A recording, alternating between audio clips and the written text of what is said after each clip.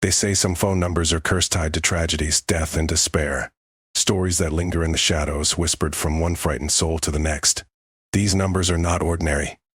They carry a weight of darkness that reaches out to those who dare to call them. Tonight, we delve into the stories of 4 such numbers, tales of obsession, torment, and unspeakable horror. They are more than legends. Each story begins with a ring and ends in silence. A silence so final, so absolute, it swallows all light and hope. If you're brave enough to listen, proceed. But remember, curiosity comes at a price. And some calls can never be hung up on. Some calls never stop. Let me take you to first story. It begins, as most do, with innocence, a moment of idle curiosity that unravels into something far darker. Anna was a solitary figure, the kind of person who thrived in silence. She lived alone in a remote cabin, surrounded by dense woods that swayed and sighed in the wind. It was perfect for her work. A writer by profession, Anna spent her days weaving intricate tales of suspense and her nights soaking in the stillness of her isolated world. One afternoon, while browsing through a dusty second-hand bookstore, Anna stumbled upon an old, leather-bound novel. The pages were yellowed with age, and the faint scent of mildew clung to it. As she flipped through the brittle pages at home, a small note slipped out and fluttered to the floor. "Call me anytime," it read, in a neat, spidery scrawl. Below the message was a phone number, 555-019-6666. She stared at it for a moment, amused and slightly intrigued. Who had written this? Why had it been tucked away in a forgotten book? Anna set the note aside and carried on with her evening, but the thought of the number lingered in her mind like a splinter. It was late when she finally picked up her phone. Her curiosity had gotten the better of her. The phone rang once, twice, then a third time. She waited, expecting a voicemail, or perhaps a disconnected line. But after the 7th ring, there was an answer. Not a voice, not even a sound she could identify. Only faint whispers like the rustle of dry leaves or the hiss of a distant wind. They were so soft she couldn't make out the words, if they were words at all. After a moment, the line went dead. That night, Anna didn't sleep well. Her dreams were fractured and nonsensical, filled with shadowy figures and echoing whispers. She woke with a start, her heart racing for reasons she couldn't explain. The next few days passed uneventfully, though the memory of the call nagged at her. Then, one night, just as she was about to drift off to sleep, her phone rang. She glanced at the screen. The number was unfamiliar, 555-019-6666. Her breath caught. She hesitated, but her curiosity pushed her to answer. "Hello," she said, her voice tight. There was no response, only the same faint whisper she had heard before. This time, though, they seemed closer, louder, as if the source of the sound was just behind her. She turned sharply, but the room was empty. The calls didn't stop. Every night, at precisely 3:33 a.m., her phone would ring. The whispers became screams, agonized, distorted, and inescapable. On the 4th night, she heard her own voice on the other end of the line. It was screaming. Anna tried everything to block the calls. She switched her phone off, but it powered itself back on. She left it unplugged, but the battery never died. Each night the calls came, and each night they chipped away at her sanity. Her cabin began to betray her. The lights flickered and dimmed without explanation. Doors she had locked would creak open when her back was turned. Shadows moved where they shouldn't. One night, after a particularly violent storm, Anna reached her breaking point. The phone rang again, its shrill tone cutting through the silence like a blade. In a fit of rage and desperation, she smashed it against the floor until it was nothing but a shattered heap of plastic and glass. She sat in the silence that followed, trembling. But the peace didn't last. From somewhere deep within the walls of the cabin, the phone rang. Anna froze, her blood running cold. It wasn't her phone, the one she had just destroyed. The sound was older, heavier. It echoed like the ringing of an antique rotary phone. She followed the sound, pulling at the wooden panels of her walls until her fingers bled. She tore them down one by one, her desperation mounting with each ring. Behind the last panel, she found it. A decayed rotary phone, its receiver crusted with dirt and mold. It was ringing. Anna hesitated only a moment before picking it up. "Hello?" she whispered, her voice shaking. The whispers answered her. No longer faint, they were deafening, relentless, and furious. They grew louder and louder until they became screams inhuman, guttural screams that seemed to shake the very foundation of the cabin. The next morning, Anna's cabin was found burned to the ground. Her friends, who had come to check on her after days of no contact, stood in stunned silence as they surveyed the charred remains. There was no sign of Anna. No bones, no belongings, nothing to indicate she had ever lived there, except for a phone. It sat in the middle of the ruins, pristine and untouched by the flames. Its receiver was off the hook, and if one pressed it to their ear, they would hear whispers soft, faint, and waiting. It started as a joke, the kind of thing college students whisper about during late-night study sessions to break the monotony of textbooks and deadlines. An urban legend, a phone number so cursed, so utterly forbidden, that dialing it could erase you from existence. The number was simple enough to remember: 444 0007777. According to the stories, anyone who called it would receive a single text message: 10 days left. What followed was a slow descent into oblivion. Friends would forget you. Your face would vanish from photographs. Even your reflection would fail to recognize you. Mark had always been the skeptic of the group, a tall, confident presence with a sharp wit. He prided himself on debunking anything remotely supernatural. He laughed off the warnings from his friends, dismissing them as childish nonsense. "Come on," he said one evening, lounging in the cramped dorm room they all shared. "It's just a number. What's the worst that could happen?" The others were less certain. Jenny, quiet and cautious, shifted uneasily in her seat. Peter, the tech-savvy one, muttered something about how some numbers were never meant to be dialed. Claire, the group's self-proclaimed skeptic, smirked but didn't meet Mark's eyes. "Fine," Mark declared, pulling out his phone. "I'll prove it." The room fell silent as Mark dialed the number. Each digit seemed to echo in the stillness, the air growing heavier with each press of a button. 444000777. He hit call. The line rang once, twice, 3 times. No one spoke, their eyes fixed on Mark's phone. Then the ringing stopped. There was no voice, no sound, no indication that anyone or anything had answered. Only silence. Mark pulled the phone away from his ear and laughed, holding it up triumphantly. "See?" Nothing. His words cut off as his phone buzzed in his hand. A single notification lit up the screen. One new message. Mark frowned and opened the text. It was short and chillingly direct: 10 days left. The others exchanged uneasy glances, but Mark shrugged it off, forcing a grin. Cute. Someone's idea of a prank. That night, Mark dreamed of a crowd. He was in the middle of a busy street, surrounded by hundreds of people, their faces blurred and indistinct. As he tried to move through them, he realized something was wrong. No one looked at him. No one acknowledged his presence. And then, one by one, they began to scream. The sound was piercing, filling his ears and shaking his bones.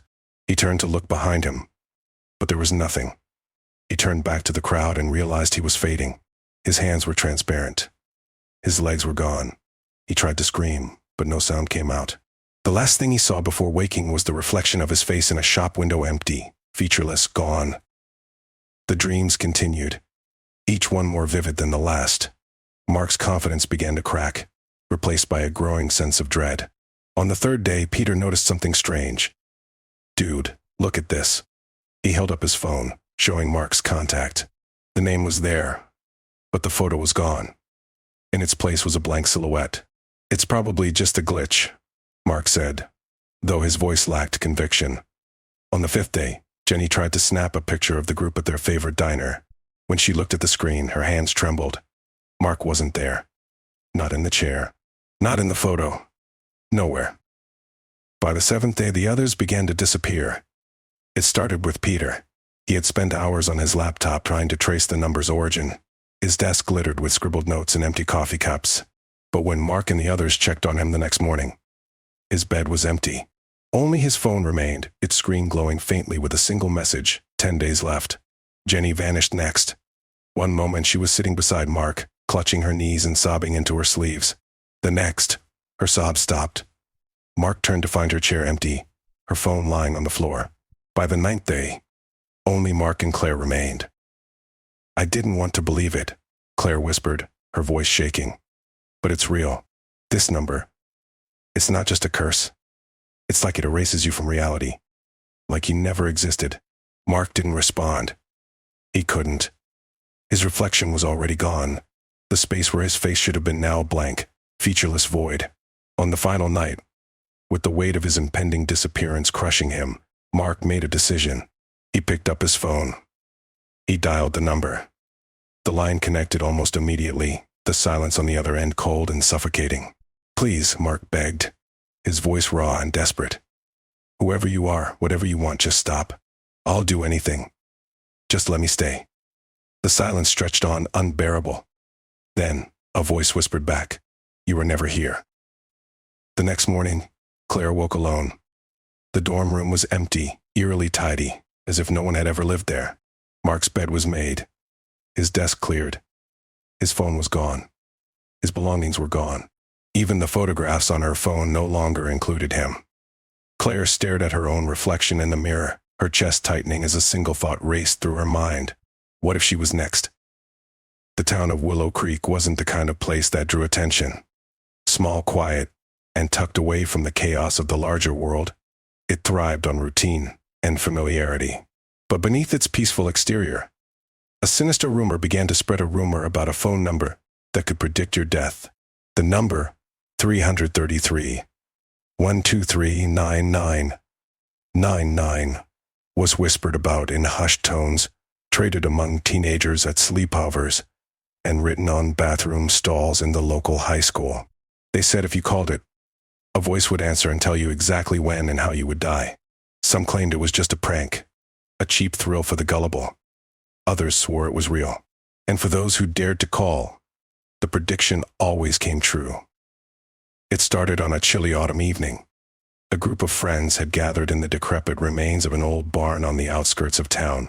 The group consisted of Sam, the skeptic Mia, the thrill-seeker Ethan, the quiet one, and Rachel, who rarely spoke but always listened. Mia, ever the instigator, pulled out her phone and grinned. "So who's brave enough to try it?" she said, holding up a scrap of paper with the cursed number scrawled on it. Sam rolled his eyes. "Come on, Mia, you don't actually believe that junk, do you?" "Scared?" Mia teased, her grin widening. "I'm not scared," Sam shot back. "It's just stupid. It's obviously fake." "Prove it," Mia said, tossing him the paper. With a sigh of exasperation, Sam pulled out his phone. "Fine, watch and learn." He dialed the number. The line connected immediately. There was no ringing, no delay, just the sound of static. "Hello," Sam said, his voice tinged with annoyance. The static crackled, shifting and reshaping itself into something almost human. Then, a voice spoke. "October 14th, midnight. Fire." The call disconnected. For a moment, no one spoke. The barn seemed to grow colder, the shadows stretching and deepening. "That's it," Sam scoffed, shoving his phone back into his pocket. "What a load of..." He stopped mid-sentence, his breath visible in the freezing air. "Sam," Rachel whispered. "What's wrong?" Sam shook his head, muttering under his breath. "Nothing. It's nothing." But the unease in his eyes betrayed him. The days passed, and Sam tried to forget about the call. He laughed it off whenever Mia brought it up, insisting it was just a stupid prank. But as October 14th approached, strange things began to happen. On the night of October 11th, Sam woke to the smell of smoke. His bedroom was thick with it, the air choking and acrid. Panicked, he scrambled out of bed, coughing and gasping, only to find that his room was perfectly fine. No smoke. No fire. Nothing. It happened again the next night, and the next. By October 13th, Sam was barely sleeping, his nerves frayed and his temper short. He avoided his friends, ignored their calls, and spent most of the day locked in his room. But the scent of smoke never left him. As the clock ticked closer to midnight on October 14th, Sam grew increasingly desperate. He paced his room, his mind racing with possibilities. Could he stop it? Was there a way to change his fate? At 11:45 p.m., his phone buzzed. A single message appeared on the screen: "You cannot escape." The air grew heavy, suffocating. Sam's hands trembled as he threw his phone across the room. It shattered against the wall, but the message remained, glowing faintly on the broken screen. The smell of smoke returned, stronger than ever. And then he saw it. The flames began to lick at the edges of his room, crawling up the walls and devouring everything in their path. Sam screamed, but no sound came. The next morning, the fire department arrived at what was left of Sam's house. It had burned to the ground overnight, leaving nothing but ash and charred rubble. There was no sign of Sam's body. The only thing they found was his phone, untouched by the flames, lying in the center of the destruction. The screen was cracked, but the message was still visible. October 14th, midnight. Fire. Ah. The news of Sam's death spread quickly, the tragedy shrouded in mystery. His friends Mia, Ethan, and Rachel were devastated, but also terrified. "Do you think it was the number?" Ethan asked one evening, his voice barely audible. Rachel nodded. "It has to be. He called it, and now he's gone." Mia, for once, was silent. Ethan swallowed hard. "What if we're next?" The others looked at him, their faces pale. The next day, Mia received a call. The number on the screen was 333 123 9999. By now, the cursed numbers had become a whispered legend, a dark thread weaving through the lives of those reckless enough to call them. But 222 888 1313 was different. Unlike the others, this number didn't predict death or erase you from existence. It demanded something more terrifying: sacrifice. It was a cold winter night, in a small, crumbling town of Ravenwood. Michael, a desperate man on the brink of losing everything, sat in his dimly lit living room. Bills were piled high on the table, their red stamps of final notice glaring at him like a judgment. His wife had left, his job was gone, and the hollow emptiness of his life pressed down on him like a weight he couldn't escape. That's when he found the number. It was scrawled on the back of a receipt he didn't remember picking up. 222 888 1313. Beneath the number was a simple message for salvation call now. Michael stared at it, his hands trembling. "Salvation," he whispered to himself, his voice thick with desperation. Could it really be that simple? With shaking fingers, he dialed the number. Line connected instantly. "Hello." Michael's voice cracked. For a moment, there was nothing but silence. Then, a voice low, guttural, and inhuman whispered, "Do you seek redemption?" "Yes," Michael breathed, tears streaming down his face. "Yes, I'll do anything. Just help me." The voice chuckled, a sound that made Michael's skin crawls. "There is a price. I'll pay it," he said without hesitation. The voice paused, its tone shifting to something colder, hungrier. "Blood must be spilled. Your blood or another's. Decide by dawn." The call ended abruptly. Michael sat in stunned silence, the phone slipping from his hand. At first he convinced himself it was a prank, but as the hours passed, an unbearable pressure began to build in his chest. His heart raced, his skin felt feverish, and the world around him seemed to blur. By midnight, his nose began to bleed. Thick, dark crimson dripped onto his shirt, soaking through the fabric. He stumbled to the bathroom, only to find the faucet running blood instead of water. On the mirror, written in blood, were the words, "Decide by dawn." Michael locked himself in his room, his mind racing. The clock read 4 a.m. Dawn was approaching. His phone buzzed, the sound sharp and jarring in the oppressive silence. A text appeared, "Time is running out." The lights flickered.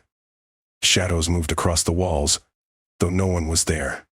Michael's breaths came in short, ragged gasps as the temperature in the room plummeted. At 5 a.m., the voice returned. It came from everywhere and nowhere, filling the room with its chilling presence. "You failed." "No," Michael screamed, collapsing to his knees. "Please, give me another chance." The voice laughed, a sound that echoed like nails on glass. The debt must be paid. Michael's screams turned to choked gasps as an invisible force gripped him, pulling him toward the shadows. His body convulsed, blood pouring from his eyes, his mouth, his ears. By the time the sun rose, Michael was gone. Michael's house was discovered days later, abandoned and eerily pristine. On the dining table sat his phone, the screen glowing faintly. 222 888 1313. Underneath it was a new message for salvation call now. Weeks later, Sarah, a young woman struggling to support her sick child, stumbled upon the number. She found it scribbled on a piece of paper blowing through the wind, as if it had been meant for her. Desperate and out of options, she dialed. The voice answered, the same guttural whisper that had haunted Michael. "Do you seek redemption?" Sarah hesitated, but then nodded, tears streaming down her face. "Yes." "These are the numbers we should never dial. the whispers of a darkness that hungers for more than we can fathom. 4 numbers. 4 tragedies. And yet they still exist, waiting for the next victim bold or foolish enough to call. The question is, would you dare?